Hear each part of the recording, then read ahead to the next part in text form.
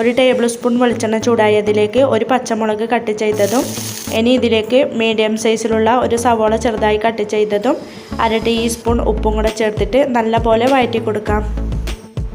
ഇനി ഇതിലേക്ക് 1/4 ടീസ്പൂൺ മഞ്ഞൾപ്പൊടി, 1/2 ടീസ്പൂൺ കുരുമുളക് പൊടി, 1/2 ടീസ്പൂൺ ചിക്കൻ മസാലയും കൂടെ ചേർത്തിട്ട് നല്ലപോലെ മിക്സാക്കി കൊടുത്തതിന് ശേഷം കുറച്ച് മല്ലിയില കട്ട് ചെയ്തതും 1 ടേബിൾ സ്പൂൺ വെള്ളവും കൂടെ ചേർത്ത് കൊടുത്തിട്ട് മിക്സാക്കി ഫ്ലെയിം ഓഫാക്കി കൊടുക്കാം.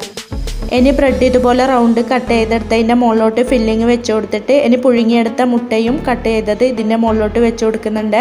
ഇനി ഒരു പീസ് ബ്രെഡും കൂടെ ഇതിൻ്റെ മുകളിലോട്ട് വെച്ച് കൊടുത്തിട്ട് നന്നായി പ്രസ് ചെയ്ത് കൊടുത്തിട്ട് ഇനി 2 മുട്ടയിലേക്ക് അല്പം ഉപ്പിട്ടിട്ട് നല്ലപോലെ അടിച്ചെടുത്തതിലേക്ക് മുക്കിയെടുത്ത് ഇനി ബ്രെഡ് ക്രംസ് നല്ലപോലെ കോട്ട് ചെയ്തെടുത്തതിന് ശേഷം ഇനി ചൂടായ പാനിലേക്ക് അല്പം നെയ്യ് ഒഴിച്ച് കൊടുത്തിട്ട് ഈ ബ്രെഡ് വെച്ച് കൊടുത്തിട്ട് 2 സൈഡും ഒന്ന് മൊരിയിപ്പിച്ചെടുക്കാവുന്നതാണ്.